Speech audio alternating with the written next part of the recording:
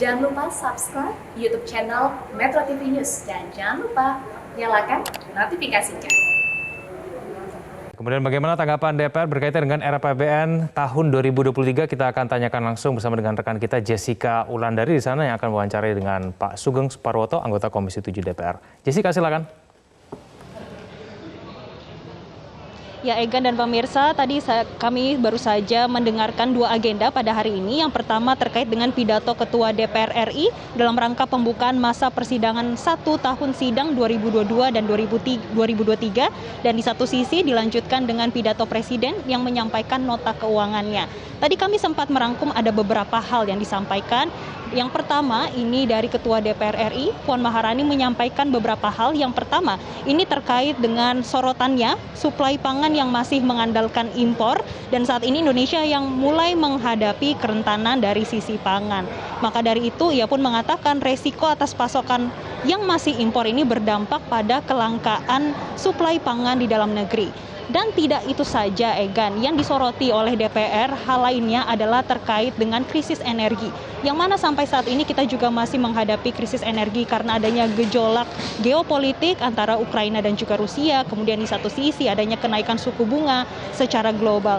Maka dari itu DPR pun mendorong agar adanya pemanfaatan sumber daya alam namun harus dibarengi dengan sumber daya manusia yang mumpuni.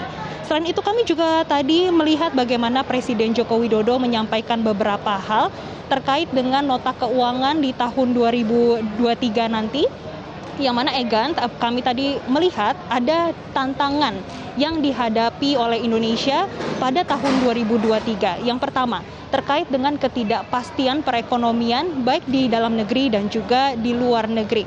Terutama ini disebabkan adanya tantangan geopolitik antara Ukraina dan juga Rusia yang menyebabkan eskalasi gangguan sisi supply baik ini dari harga komoditas energi dan juga harga pangan. Kemudian di satu sisi ada bank sentral di banyak negara yang mulai melakukan pengetatan kebijakan moneter secara agresif. Kemudian di satu sisi pada asumsi makro, Presiden Joko Widodo ini menyampaikan beberapa hal, Egan.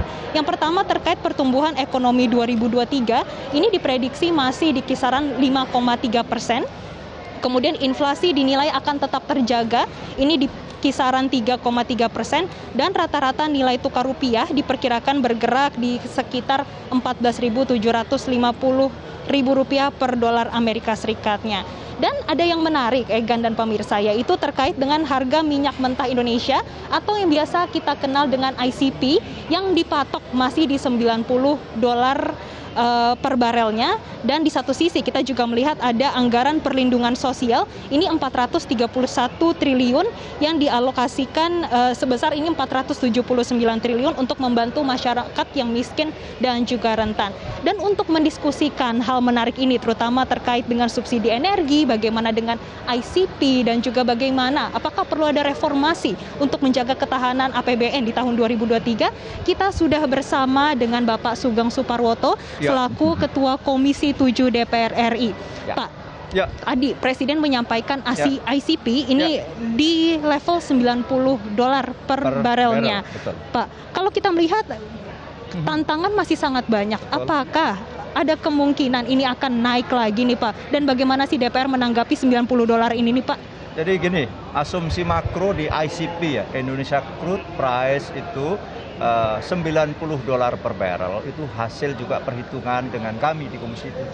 Kenapa? Kita mencatat beberapa tren bahwa ada kecenderungan memang sekitar 2-3 bulan yang lalu itu harga crude atau harga BBM itu tinggi sekali. Nah, sempat mencapai harga ICP saja, kan ICP itu dihitung dengan rata-rata per bulannya, harga rata-rata per bulan atau harga rata-rata per 3 bulan. Itu sempat menyentuh $117 per barrel. Tetapi dalam bulan-bulan terakhir dan memang sudah kita prediksi waktu itu adalah sekarang sudah harga crude dunia baik WTI maupun Brent itu mencapai angka 95 sampai $97 per barrel. Sehingga waktu itu ketika kami mencatat berbagai indikator namanya pagu indikatif dengan nanti akhirnya bertumbuh pada asumsi makro, kami memang bersama pemerintah waktu itu menetapkan bahwa ICP di angka $90 per barrel. Nah, dengan juga tingkat produksi minyak dalam negeri atau yang disebut dengan lifting. Ini memang menjadi keprihatinan kita semuanya, harus kita akui. Lifting tadi ditetapkan adalah 640.000 barrel per hari saja. Karena ini turun dari APBN tahun lalu, tahun 2022 itu adalah malah 703.000 barrel per hari. Tetapi memang faktanya lifting yang ditetapkan di APBN tahun 2022 itu tidak tercapai. Berbagai sebab mengantarai itu. Karena bisnis di hulu memang belum bangkit secara sepenuhnya, meskipun akhir-akhir ini ada namanya shock ya, dengan harga yang tiba-tiba melambung tinggi, baik itu crude atau minyak mentah maupun gas. Itu tetapi karena sempat terpukul di awal-awal pandemi itu di tahun-tahun 2020, 2021, bahkan di awal-awal tahun 2022, CAPEX atau capital expenditure itu investasi di hulu itu memang anjlok besar, sehingga akibatnya atau implikasinya kita rasakan hari-hari ini. Lifting minyak nasional kita pun turun. Nah, inilah yang kita katakanlah prihatin di situ. Maka kami akan terus melakukan upaya terus-menerus agar apa? Agar lifting setidaknya tahun ini atau di APBN tahun 2023 nanti, karena hari ini masih berlangsung APBN tahun 2022. Dengan ICP waktu itu Indonesia crude price-nya adalah $63 per barrel. Dengan target liftingnya waktu itu kita tetapkan 703.000 barrel per hari. Dan memang diakui, semua pihak mengakui tidak akan tercapai. Maka asumsi di tahun 2023 tadi lifting ditetapkan 660.000 barrel per hari saja, dan itu turun dari asumsi di APBN tahun 2022. Sementara ICP-nya naik karena di APBN tahun 2022 itu adalah $63 per barrel, sekarang menjadi $90 per barrel. Dengan asumsi kurs rupiah ekuivalen dengan Rp14.750. Nah, inilah yang akan menjadi basis perhitungan dalam kita menghitung berbagai persoalan energi, yakni yang menyangkut tentang listrik dan BBM. Nah, kita tahu bahwa ada tadi disebut misalnya subsidi. Subsidi di APBN tahun 2022 itu untuk energi yang berupa listrik dan BBM itu hanya 134 triliun saja. Tapi karena asumsinya semuanya meleset sampai sehingga subsidi dan kompensasi itu mencapai sampai 502 triliun. Nah, saya dengar tadi bahwa subsidi di tahun anggaran 2023 itu ditetapkan subsidi BBM kurang lebih 300 triliun kalau tidak salah. Jadi, nah ini yang terus juga kita jaga. Lantas untuk menghadapi ketidakpastian ini apa? Karena betapapun ketidakpastian tampaknya masih cukup tinggi, meskipun beberapa indikator-indikator tertentu sudah kita bisa prediksi dan kita hitung kecenderungannya, sehingga bisa mempengaruhi atau kita membuat keputusan dalam soal pricing tadi, soal harga misalnya. Nah, kita sekarang memang ini energi fosil ini memang sudah jadi masalah, yakni yang berupa minyak, gas, dan batu bara. Minyak kita ini tadi lifting terus turun karena memang reserve kita, cadangan kita juga sangat terbatas. Kenapa? Karena blok-blok atau produksi yang kita produksi sekarang ini adalah mencakup blok-blok yang sudah tua. Ya, terakhir kita bersyukur ditemukan blok di Banyu Urip atau dikenal blok Cepu, dan itu pun sudah kecenderungannya turun. Ada blok yang menjadi anggaran kita adalah blok Rokan dan sudah turun. Nah, ini semua kita harus mulai efisien dalam penggunaan energi fosil dengan apa? Dengan subsidi yang tepat sasaran. Betul, jadi subsidi tepat sasaran, Pak. Tapi tadi kami kan sempat mewawancarai Dirjen Anggaran subsidi energi memang 300 triliun di tahun 2023. Ini tapi menurun, Pak, dibandingkan tahun ini dari 500 triliun. Itulah. Maka dari itu, kenapa kita akan dorong terus apa yang disebut dengan subsidi tepat sasaran. Subsidi itu adalah ditujukan kepada masyarakat atau orang yang tidak mampu pertama. Kedua, untuk mengenerate ekonomi, khususnya adalah ekonomi bagi usaha kecil menengah, kan begitu. Maka dari itu, sekaligus untuk mengurangi volume pemakaian BBM bersubsidi, maka tepat sasaran itu meliputi. Kalau ditanya, untuk siapa saja?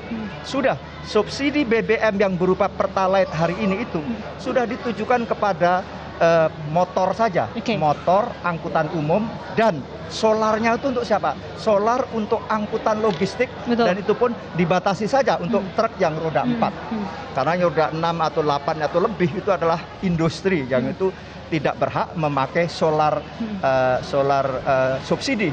Kenapa demikian? Karena memang senjang sekali. Bayangkan, Pertalite sekarang hari ini masih dijual 7.650 saja. Padahal itu nilai keekonomiannya atau biaya produksi plus-plusnya itu kurang lebih 17.500. Ada kurang lebih hampir 10.000. Demikian juga solar subsidi. Solar subsidi dijual 5.150. Padahal solar itu kurang lebih 15.000 juga. Nah, inilah betapa senjangnya antara apa yang ada di asumsi makro kita di tahun 2022 dengan apa yang terjadi dengan harga realnya. Sehingga terjadilah di APBN tahun 2022 ini meleset semua. Karena subsidi, karena tidak ada APBN perubahan, maka disebut kompensasi. Jadi tahun 2022 itu subsidi dan plus kompensasi diperkirakan sampai 502 triliun. Itulah yang kita harapkan nanti perhitungan di tahun 2023 dengan subsidi memang sudah naik ini subsidinya dari apa yang diasumsikan di APBN tahun 2022. Meskipun aktualnya memang turun. Karena subsidi energi di tahun 2022 itu menjadi 502 triliun. Kalau tadi turun menjadi 300 triliun, maka memang turun kurang lebih 202 triliun. Nah, tetapi maka itu tadi volumenya harus kita perketat. Sudahlah, kita harus berani berkorban bahwa masyarakat yang kita subsidi adalah masyarakat yang benar-benar tidak mampu. Harus berani berkorban. Harus berani. Kenapa? Yang harus dengan moda motor saja yang kita subsidi. Motor, angkutan umum, dan juga angkutan logistik untuk keperluan ekonomi. Tapi terlebih khusus adalah untuk angkutan logistik yang truk roda 4 saja. Roda 8, roda dan seterusnya tergandeng dan sebagainya itu sangat-sangat tidak. Tapi Pak, bisa dikatakan memang reformasi untuk pemberian subsidi ini diperlukan ya Pak? Sangat diperlukan, mengingat apa? Bahwa kita semuanya sadar yang harus kita selamatkan kan ada 3 aspek. 1, daya beli masyarakat. Daya beli masyarakat. Tadi dengan kita estimasi pertumbuhan 5,3% dengan saya kira sangat berani sekali mematok inflasi sebatas 3,3%. Itu perlu kerja super keras pemerintah untuk sampai kenapa? Karena kan laju inflasi sangat dipengaruhi oleh konsumsi rumah tangga dan hari-hari ini kita tahu bahwa harga-harga sudah merangkak naik dan sebagainya. Maka dari itu adalah kita harus melakukan kebijakan-kebijakan yang tepat sasaran. Jadi sekaligus tepat sasaran, sekaligus itu adalah mengurangi volume BBM bersubsidi. Di APBN tahun 2022 misalnya, Pertalite itu total jumlahnya 23 juta kiloliter. Tapi beberapa waktu lalu Pertamina dan pemerintah minta tambahan. Jadi di DPR disetujui tambah 5 juta kiloliter. Itu tahun ini yang tahun berjalan ini. Nah, total maka menjadi 28,3 juta kiloliter itu Pertalite. Bayangkan tadi dengan volume sebanyak itu, dengan kesenjangan harga yang kurang lebih dari subsidi ICP-nya 63 ke 100. Jadi dari kurang lebih hanya 77 triliun saja disubsidi di BBM, jadinya melar besar sekali. Sampai total subsidi dan kompensasi mencapai 502 triliun. Tadi itu, yang mau kita selamatkan adalah 1, daya beli masyarakat. Maka komponen BBM yang itu bagian integral dari konsumsi, karena pertumbuhan adalah ada konsumsi, ada impor, ada ekspor, ada juga ada ekspor, ada pendapatan negara dari sisi lain itu dan ada pajak kan begitu. Dari sisi pertumbuhan ada ekspor, ada konsumsi, sehingga 2 hal ini yang sekarang itu tinggi mencakup. Nah, kita khawatir kalau daya beli masyarakat turun, maka konsumsi masyarakat akan drop, sehingga akan juga mempengaruhi tingkat pertumbuhan ekonomi. Kalau daya beli masyarakat turun, maka inflasi akan naik. Maka itu akan menyebabkan angka kemiskinan akan naik. Itu yang harus kita cegah demikian rupa. Kedua yang harus kita selamatkan adalah keuangan negara. Tadi ditetapkan adalah defisit anggaran kurang lebih 3,3% juga. Maaf, kalau tidak salah 2,3 tuh saya. Intinya adalah memang di bawah sebagaimana ketentuan yang disyaratkan. Karena memang Perpu 01 itu adalah sampai tahun 2022 ini. Tahun 2023 adalah asumsi penyusunan anggaran sudah sebagaimana mekanisme biasa. Saya kira itu cukup berani, yang kurang lebih defisit sampai 500 sekian triliun saja, 510 atau 511 triliun tadi defisit. Dari APBN total kurang lebih 3.200 triliunan. Baik, Pak Sugeng, berarti ada yang menjadi fokus. Ini yang pertama daya beli masyarakat, dan yang kedua ini terkait dengan keuangan dari negara sendiri. Satu hal yang juga satu lagi, singkat saja Pak. Singkatnya adalah BUMN yang mendapat kepercayaan masyarakat. Pertamina dalam hal ini. Kalau segera, maka apa? Segeralah secara disiplin pemerintah membayar subsidi, karena pelaku usahanya kan di Pertamina. Terakhir BUMN yang harus diselamatkan. Baik, terima kasih banyak Pak Sugeng Suparwoto selaku Ketua Komisi 7 DPR RI atas insight barunya terkait dengan asumsi makro RAPBN tahun 2023. Namun Egan dan pemirsa, tentunya kita akan masih menunggu bagaimana detailnya, karena nanti akan dibicarakan kembali dengan DPR dan juga dibicarakan kembali dengan Banggar dari DPR RI. Dan demikian Egan, kembali ke Anda di studio.